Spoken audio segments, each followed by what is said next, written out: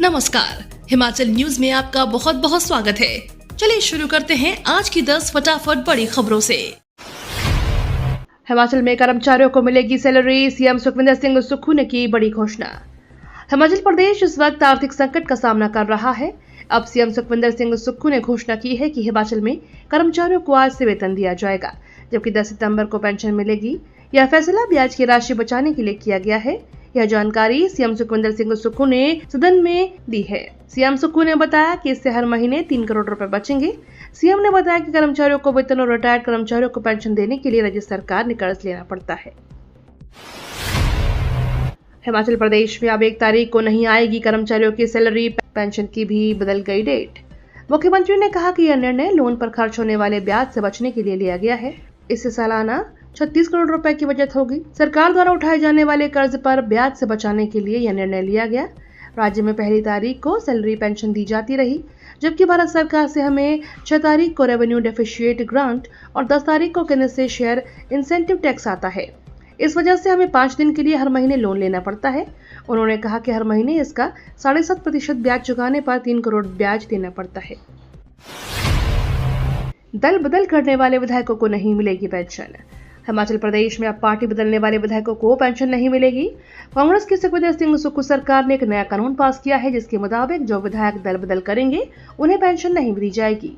हिमाचल प्रदेश विधानसभा ने बुधवार को बिल पास किया। यह बिल दल बदल विरोधी कानून के तहत अयोग्य घोषित विधायकों पर लागू होता है। मुख्यमंत्री सुक्खू ने हिमाचल प्रदेश विधानसभा संशोधन विधेयक 2024 पेश किया। 5G के जमाने में हिमाचल के 1456 गांव इंटरनेट कनेक्टिविटी से दूर, सीएम सुक्खू ने दी जानकारी। इस आधुनिक युग में हर किसी के पास वक्त की भारी कमी है। अपना वक्त बचाने के लिए लोग ज्यादातर मोबाइल इंटरनेट का इस्तेमाल कर रहे हैं।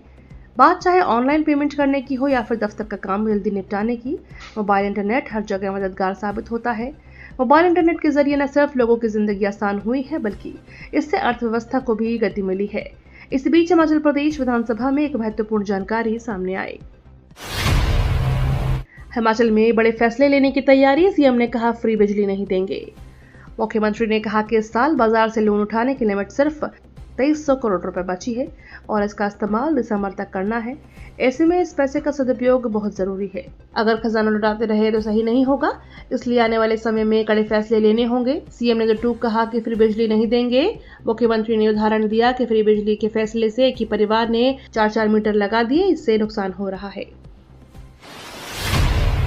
ग्रामीण क्षेत्रों में 1.25 बीघा जमीन में मकान बनाने के लिए नहीं लगेगा टीसीपी एक्ट। हिमाचल में प्लानिंग एरिया को छोड़कर ग्रामीण क्षेत्रों में अब 1.25 बीघा जमीन तक मकान बनाने पर टीसीपी एक्ट नहीं लगेगा। 1000 वर्ग मीटर तक लोग बिना अनुमति के भवनों का निर्माण कर सकेंगे। पहले यह 2500 वर्ग मीटर था। भवन निर्माण के दौरान नियम और कानूनों को ध्यान में रखते हुए बनाए जाएंगे। विधायकों से इसको लेकर सुझाव लिए जाएंगे। मुख्यमंत्री सुक्खू ने यह जानकारी प्रदेश नगर एवं ग्राम योजना संशोधन विधेयक 2024 पर चर्चा के जवाब में कही। गगल हवाई अड्डे के विस्थापकों को पर्याप्त मुआवजा सुनिश्चित करेगी सुक्खू सरकार। हिमाचल प्रदेश सरकार यह सुनिश्चित करेगी कि गगल हवाई अड्डे के विस्तार के लिए भूमि अधिग्रहण करते समय लोगों को पर्याप्त मुआवजा मिले, क्योंकि यह कांगड़ा में पर्यटन को बढ़ावा देने के लिए आवश्यक है। उन्होंने कहा कि कांगड़ा जिला को टूरिज्म कैपिटल बनाने के लिए कार्य शुरू हो गया है। इसके तहत बनखंडी में जू बनेगा और इसके लिए जरूरी प्रक्रिया अपनाई जा रही है। 610 करोड़ रुपए से वहां अंतर्राष्ट्रीय स्तर पर जू बनेगा। उन्होंने बताया कि सरकार रक्कड़ में हेलीपोर्ट बना रहे हैं और कांगड़ा एयरपोर्ट का भी विस्तार किया जा रहा है। आसमान से निहार सकेंगे बर्फ से ढका रोहतांग दर्रा, 430 करोड़ से बनेगा रोपवे।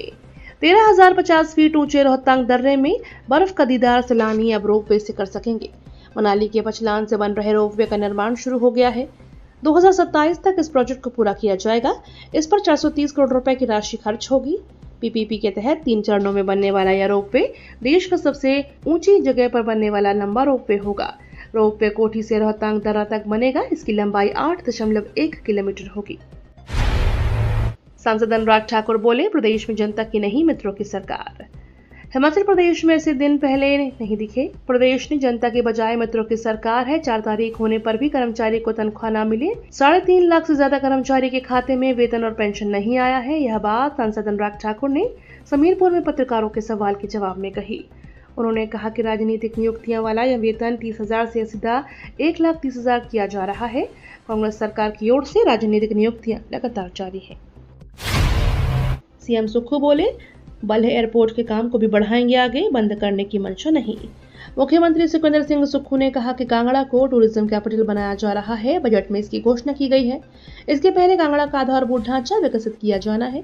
जमीन बैंक बनाने के लिए अन्य कई योजनाओं पर काम किया जाना है। वनखंडी जू को लेकर कंसल्टेंट की नियुक्ति की गई है। इससे पहले फेज का काम पूरा हो चुका है। 160 हेक्टेयर पर 4 दीवारी लगाने का काम शुरू कर दिया गया है। कांगड़ा में आधारभूत ढांचे को विकसित करने में 610 करोड़ रुपए खर्च होंगे। वर्तमान हालात के लिए सुक्खू जिम्मेदार, जयराम ठाकुर ने हिमाचल सरकार को फिर कटघरे में लिया। हिमाचल प्रदेश में आर्थिक संकट के बीच आरोप प्रत्यारोप का सिलसिला लगातार जारी है। अब नेता प्रतिपक्ष जयराम ठाकुर ने कहा कि कांग्रेस करीब 2 साल से सुखविंदर सिंह सुक्खू के नेतृत्व में सरकार चला रही है। कांग्रेस हर नाकामी का ठीकरा केंद्र सरकार व पूर्व भाजपा सरकार पर फोड़ती है। उन्होंने मुख्यमंत्री पर आरोप लगाते हुए कहा कि आज की सुक्खू वित्तीय नीतियां वर्तमान हालात में जिम्मेदार हैं। सुक्खू प्रदेश के विकास और जनहितोन्मुखी न होकर मित्र हितोन्मुखी है। हिमाचल में आप भी कर पाएंगे भांग की खेती, जगत सिंह नेगी सदन में पेश करेंगे रिपोर्ट।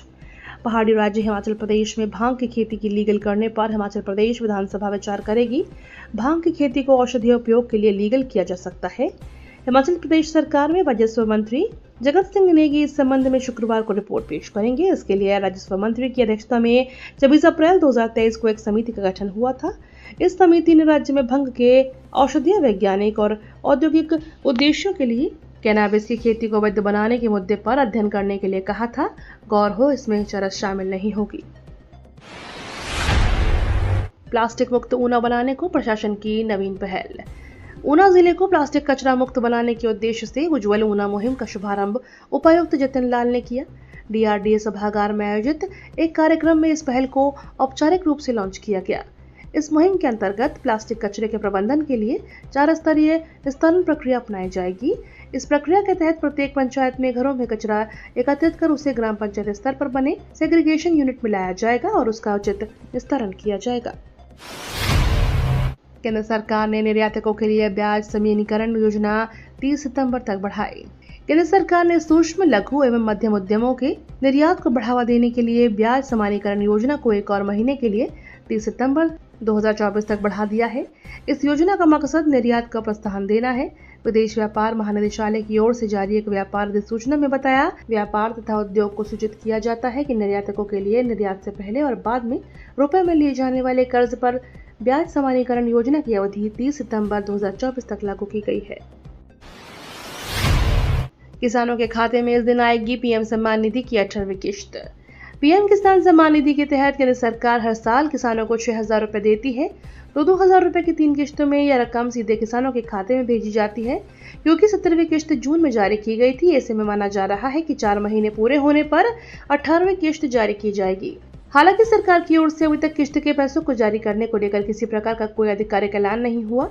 वहीं पीएम किसान सम्मान निधि योजना का लाभ लेने वाले जिन किसानों ने योजना में अभी तक अपनी KYC और भू सत्यापन नहीं कराया, उनको अगली आने वाली 18वीं किश्त का लाभ नहीं मिलेगा। ये तो थी आज की 10 बड़ी खबरें। डेली खबरों से अपडेट रहने के लिए चैनल को सब्सक्राइब करना बिल्कुल ना भूलें।